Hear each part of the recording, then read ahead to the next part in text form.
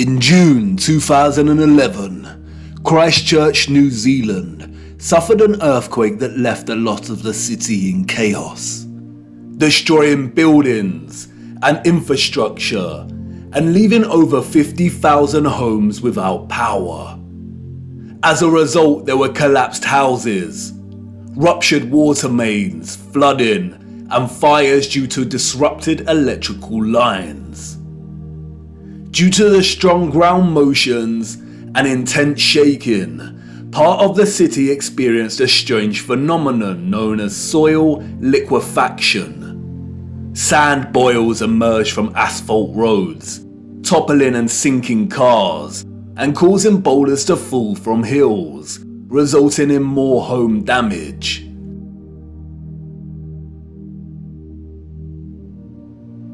Soil liquefaction occurs when saturated soil loses its strength and stiffness in response to an applied stress, such as shaking or other sudden changes, such as a strong explosion. Loose, saturated soil or sand has a tendency to compress when a load is applied, but in the event of a stress, such as shaking or an explosion, we see the opposite. The soil tends to dilute, and the result is treacherous quicksand or quick clay. The land turns to liquid, causing structures of heavy mass such as buildings, infrastructure, and cars to start sinking, topple over, or collapse. It can also affect dams and bridges. Turbidity currents can also form huge landslides that are impossible to stop. In the worst case scenario, entire cities may be destroyed.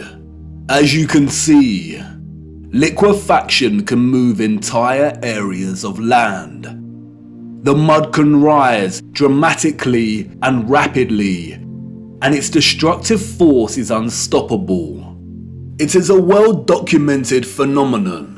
The 1964 earthquake in Nagata, Japan caused liquefaction, and we can see the effects very clearly in these photos. The same here with the 1964 Alaska earthquake. Buildings toppling, cars sinking, infrastructure collapsing. Once the stress has subsided, the soil begins to solidify once again, and we can see the aftermath. Uneven, muddy streets remain where there was once road paving. Returning to photographs of 19th century cities, we see a similar situation here. The roads are unrefined and full of mud. We see unsophisticated, uneven, coarse, and muddy roads everywhere against a backdrop of refined, sophisticated, and magnificent architecture. Could these cities have suffered the similar fate of soil liquefaction that we see in more recent times? Perhaps. But unfortunately, muddy roads is not enough evidence to base any conclusions on, is it? Children ask the most vital of questions, and adults, in their foggy stupor, usually provide the most unsatisfactory answers, often regurgitating learned nonsensical information that leave the child's imagination unfulfilled. Squelching along these muddy 19th century roads, observing their surroundings, a child may ask, why did they build the windows so low to the ground?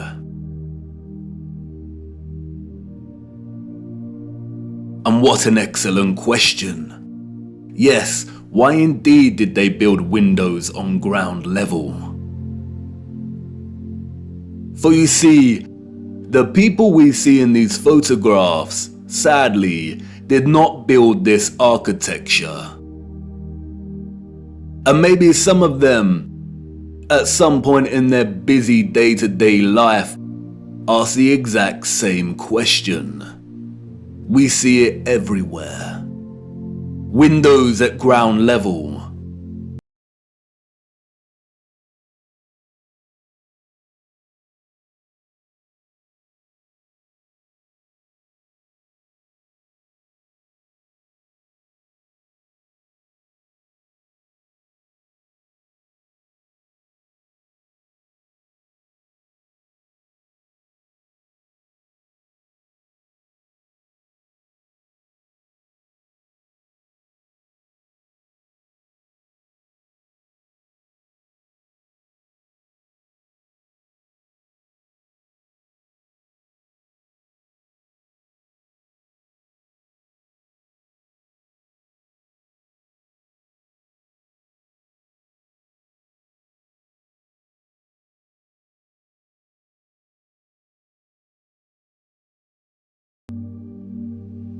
We can find this in almost every major city across our realm.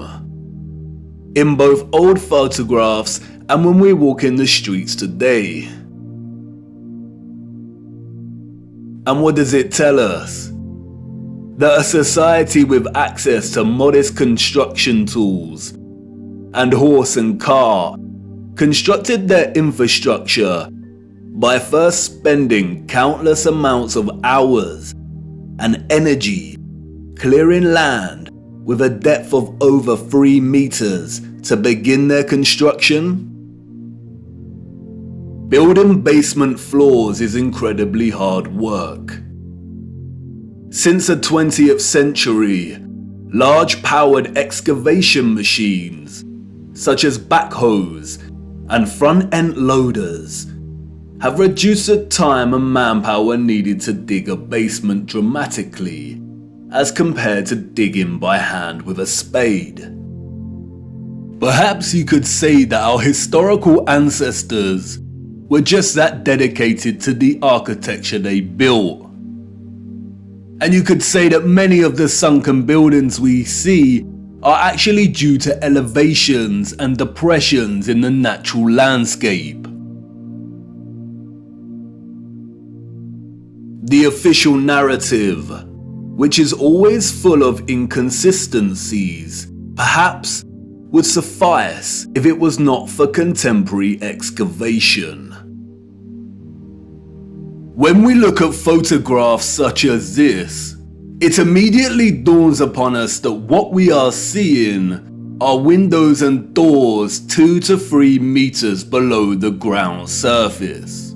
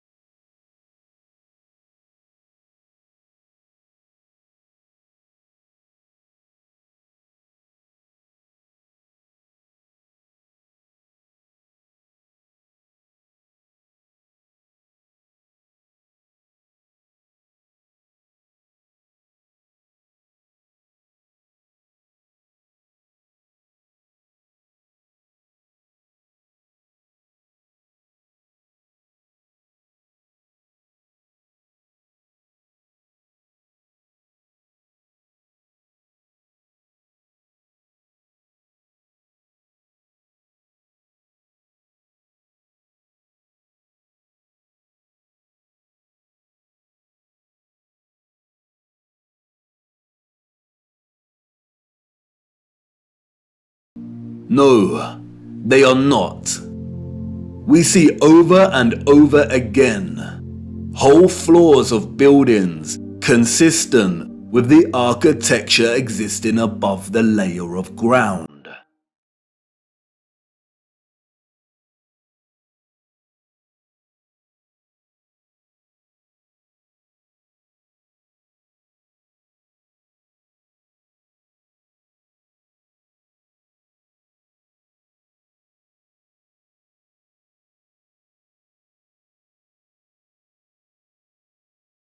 You see, what lies beneath is not the unfamiliar traces of previous generations, but of the same generation that built these structures. And once you really see this kind of sunken, buried infrastructure that exists in such prevalence across our world, you can never unsee it.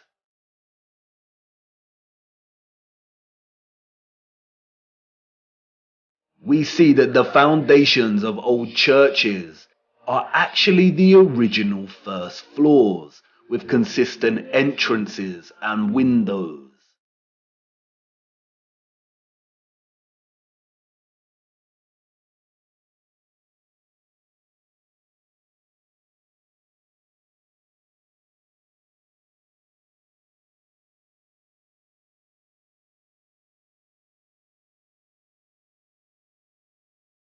We see mosaics unearthed.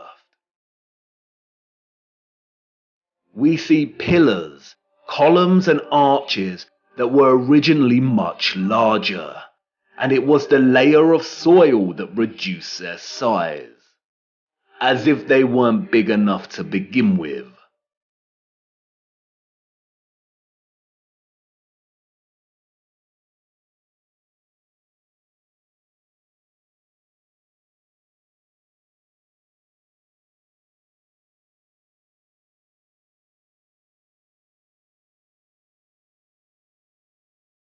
And like with the 1964 earthquake in Nagata, Japan, we also find many so-called ancient structures that are leaning, as if at some point the soil beneath these structures loosened and liquefied.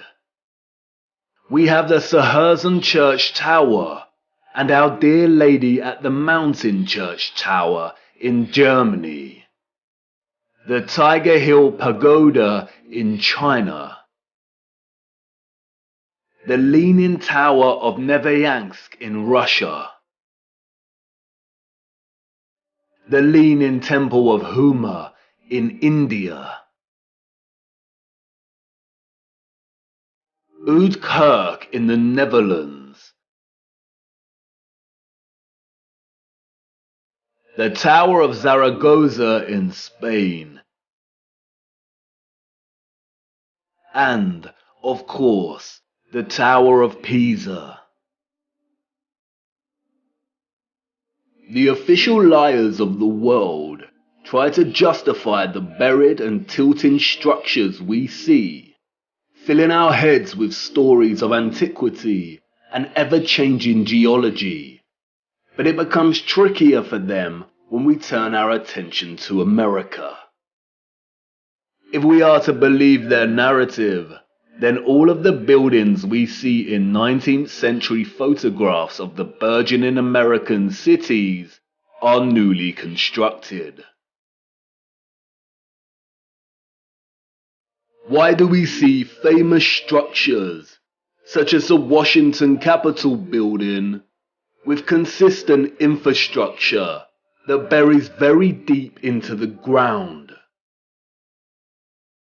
And again, the inconsistencies do not add up.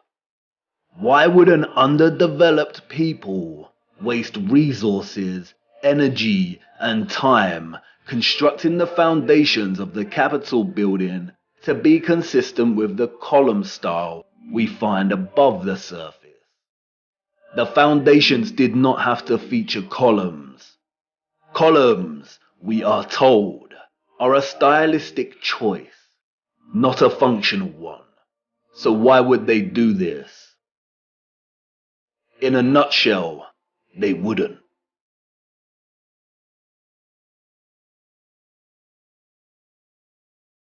We see images that suggest that the people of the 19th century were actually concerned with moving a lot of the vast amount of mud we see, leveling the ground and excavating existing structures.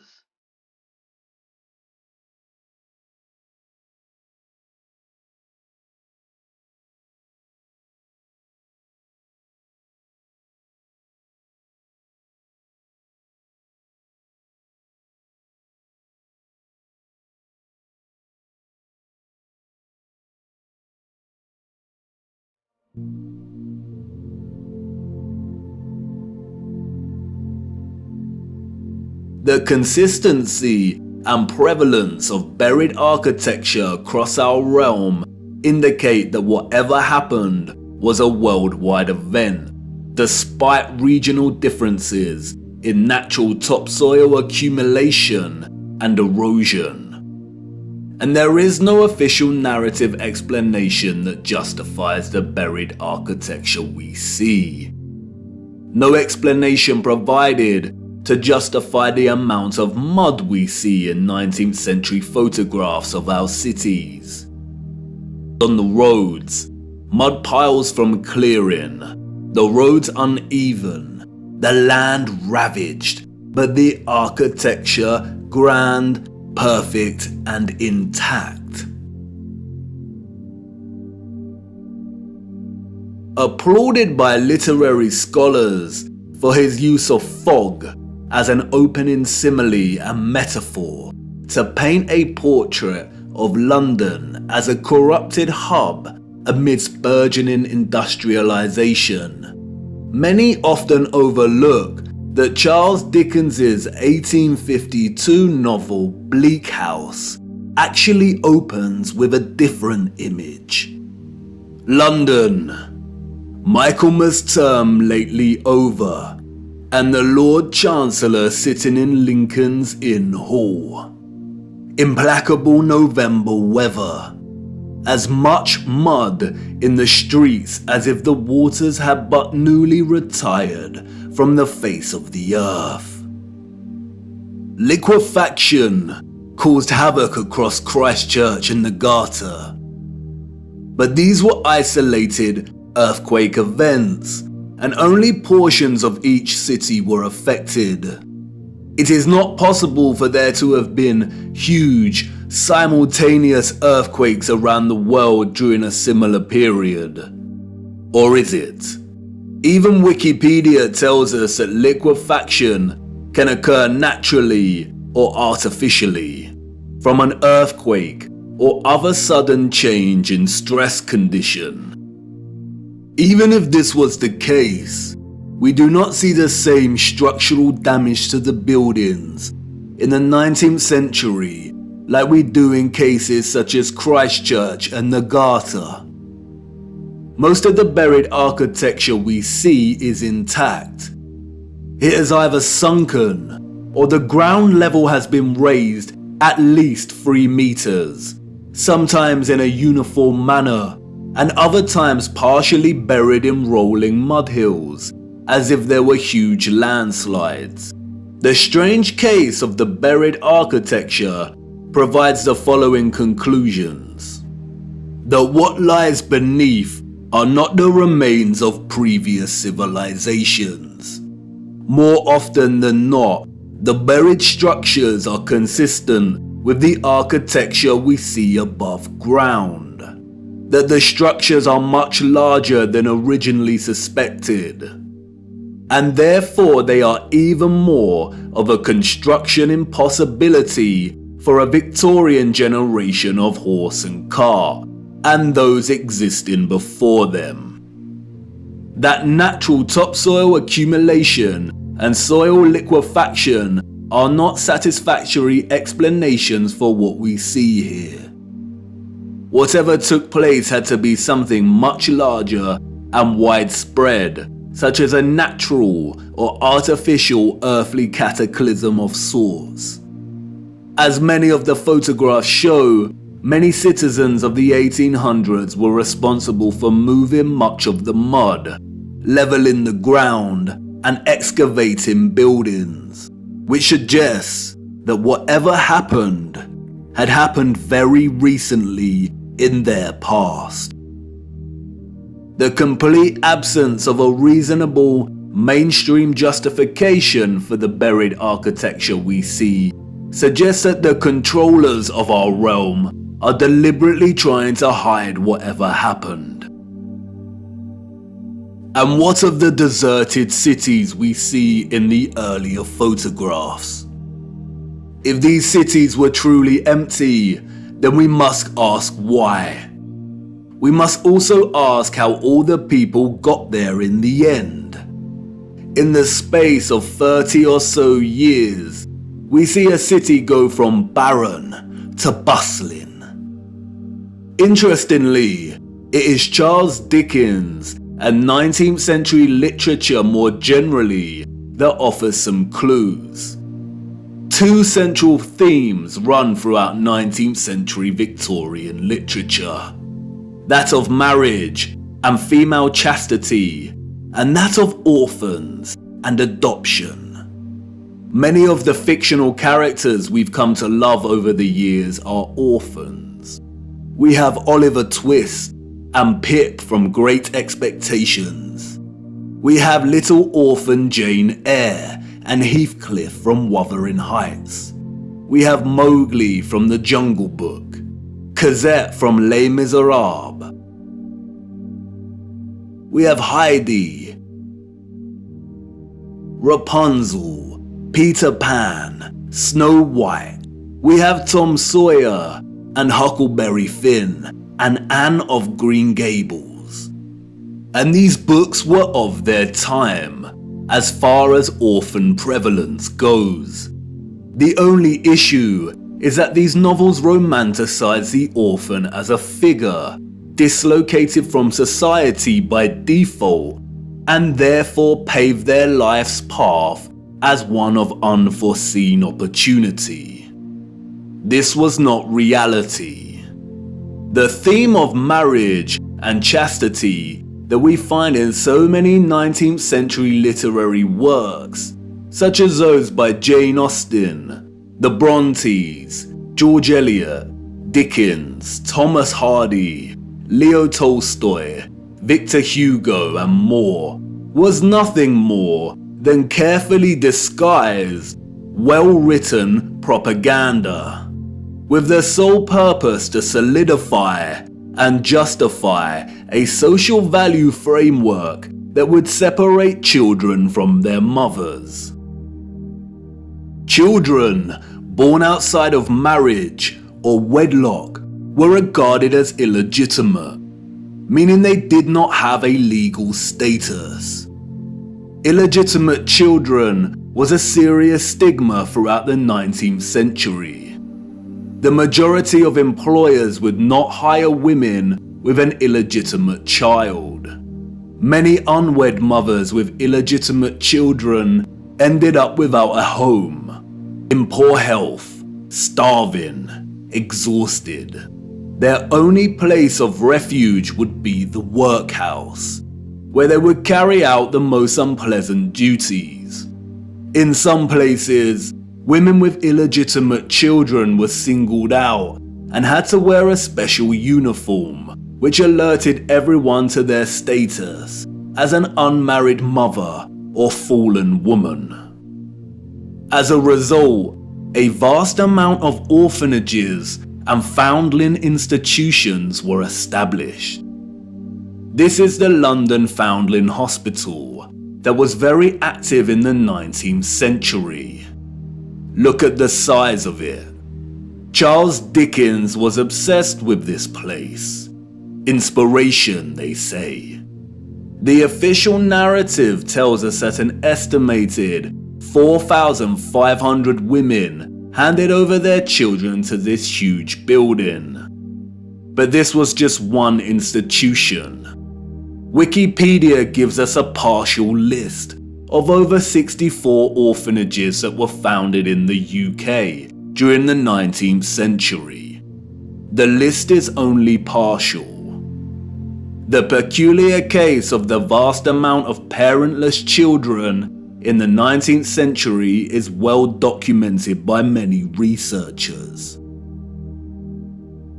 And most of them agree it is almost impossible to establish figures that really do justice to just how many orphans there were during this period. Their footprint did not enter the record books. It formed in the mud and was then washed away. It wasn't just the UK. This was a worldwide phenomenon. New York City had 4 foundling asylums alone that processed thousands of children annually. By the beginning of the 20th century, Italy was reporting 32,000 children per year. Spain and Portugal were reporting 15,000 annual foundlings. Before 1860, 374,000 recorded infants were processed by the asylums in Milan, Naples, and Florence alone. Historian David L. Ransell states that Moscow was receiving between 16 and 18,000 infants annually by the 1880s, and sending over 10,000 of these each year to outlying villages for care.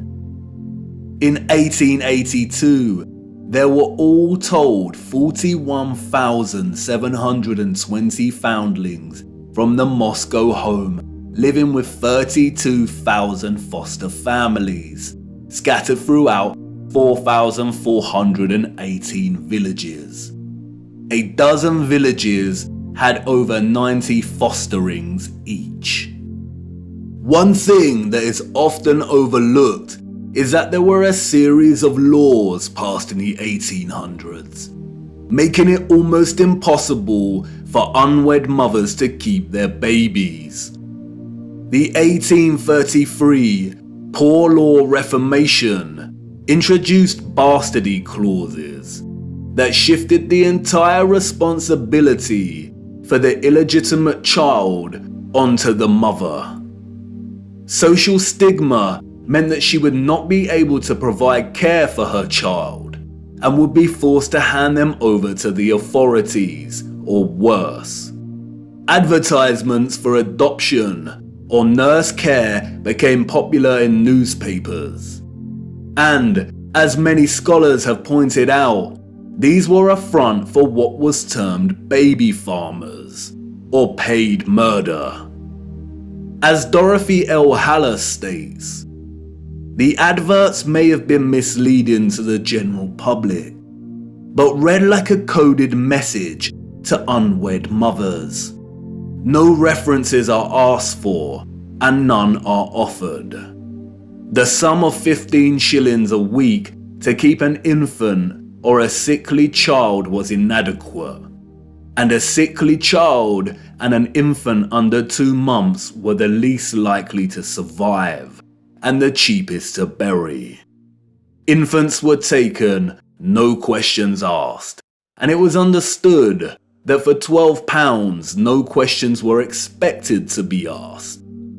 The transaction between the mother and the baby farmer usually took place in a public place, on public transportation, or through a second party. No personal information was exchanged. The money was paid, and the transaction was complete. The mother knew she would never see her infant alive again. Most children, however, were not murdered, but were dropped off at the doorsteps of orphanages or the workhouse. All children taken into these institutions were given entirely new identities. They were provided for with shelter, food, and clothing temporarily, and then sent off to workhouses or another location. Photographs in the 19th century were scarce, but towards the end of the century we see more photographs, and the last continent to experience such mass exodus of orphans was the United States. And it is here that we see evidence of the orphan trains. The first group of these orphans arrived in Michigan in 1854, and from that moment on, the movement shipped hundreds of thousands of children across the states until it ended in 1929. Officially, there were over 97 institutions involved in orphans and orphan trains in the 19th century. And again, this was not just the United States. Annie McPherson will go down in history as a woman who scammed more than 100,000 foundlings and shipped them from the United Kingdom to Canada, New Zealand, and South Africa, and even to the outer edges of the earth in Australia, so that they could be sold into child labour. Why do we see so many photographs of orphans in workhouses? Why are they working with machinery created for adult use? Were there not enough adults during this time to carry out this work? And then there is the strange case of the burgeoning American amusement parks at the turn of the 20th century. In addition to rides and exhibits, many of these parks featured an unusual attraction: infantoriums.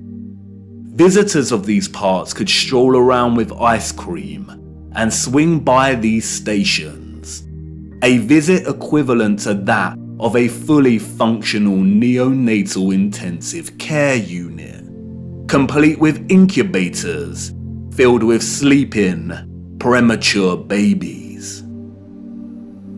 History has been kind to Martin Cooney. Touted as a hero, Cooney was the German mind behind the incubators. His first encounter with premature babies, we are told, was at the 1896 World's Fair. He knew immediately that the exhibition would save babies' lives. The technology to keep premature babies alive was expensive, and he knew the public would pay to see the babies in incubators. He would charge an entrance fee at the amusement parks to generate funds to help these babies live. Nurses tended to the babies as an enraptured public looked on. Like any other amusement, the premature baby exhibits included carnival barkers who tried to lure the public to come and see the babies. I don't know about you, but I find something very off about these incubators. Advertised as featuring living babies, a lot of the fairs where Cooney showed his babies also featured eugenics exhibitions. Eugenics is a field of corrupted pseudoscience that endorses selective breeding to improve the genetic quality of the human population. Eugenics was inspired by Darwinism and was a driving ideology that fueled the Nazis. Why are people paying to see living babies as if they had never seen a living infant before? Did people of the time not have their own babies? And where are these infants' parents? How did they have the technology in the 19th century to keep premature babies alive in such a way? Or is something off, once again, with the official narrative? There were 80,000 premature babies who were treated in these amusement park incubators. 80,000. The hundreds of thousands of orphans in the 19th century are just barely believable. Were women really that carefree? Did America even have the population numbers to justify 80,000 premature babies? We are not talking orphans here, but infants born prematurely. The narrative is not convincing or realistically fathomable. Where did these babies come from? More troubling is Cooney's background. As many historians have pointed out, he had no medical degree or training. His story is a very similar one of unconvincing philanthropy that we find surrounding some of our contemporary figures today that also do not have medical degrees. And then there is Marie Dressler, a Canadian silent film and Depression-era movie star. She adopted one of these incubator babies. Celebrities and adoption. The official narrative conveniently leaves this out of her story and tells us that she may have had a daughter who died as a small child. But the photographs suggest otherwise. Did she adopt her incubator baby at one of these fairs? Were the fairs a front for illicit adoption of premature babies? Even if they were premature, did that mean they had no parents? Who owned and was responsible for these parks? And what happened to the babies once they grew and left the incubators? If something feels eerily wrong about the entire narrative surrounding these parks and orphans, it's because we are not being told the truth. Why were there hundreds of thousands of parentless children in the 19th century? Where did they come from? They were relocated all over the world. Europe, America, Russia, Australia, Canada. Why? Especially when most still had a living parent. If pregnancy out of wedlock was such a social stigma that resulted in such trauma, why would so many people put themselves in that position in the first place? Did the government really care about social morality enough to pass laws? And all the effort to build and maintain orphanages and orphan relocation networks, would this not burden governmental finances and administration systems? It certainly would have. But you see, there was a greater purpose behind the government's worldwide agenda: repopulation. The social narrative of chastity was nothing more than propaganda and justification for stealing children. The reason we see empty cities in the early 19th century is because they were in fact empty, void of population. And the reason they are bustling 30 years later is because orphans were shipped into these cities to repopulate them. You see, in the early 19th century, there was a worldwide reset of sorts through depopulation and then repopulation. The people we see in these photographs did not build this architecture. They inherited it, along with a lot of mud. Not only did they inherit it without a clue as to what it actually was and who it belonged to, but they were unknowingly complicit in repurposing pretty much all of these structures. I know, none of this is making much sense at the minute. You are probably wondering why on earth these cities were empty and full of mud. What happened that meant governments needed to repopulate the earth? And I know what you're thinking. This is all very intriguing, but what does this have to do with flat Earth? You want to know more about the firmament, the sun and moon, and our stationary plane. Do not worry. Everything will become clearer as we continue our journey. The prevalent evidence of buried infrastructure, coupled with deserted cities and a burgeoning industry of orphans, is just a start. These are all necessary clues, hinting at some kind of cataclysm, but the real story hasn't truly begun yet. The stage had to be set first, and now it is ready. And even if you cannot see it yet, I know you feel it, viewer. The deserted cities, the buried architecture, and orphans all signal a looming darkness.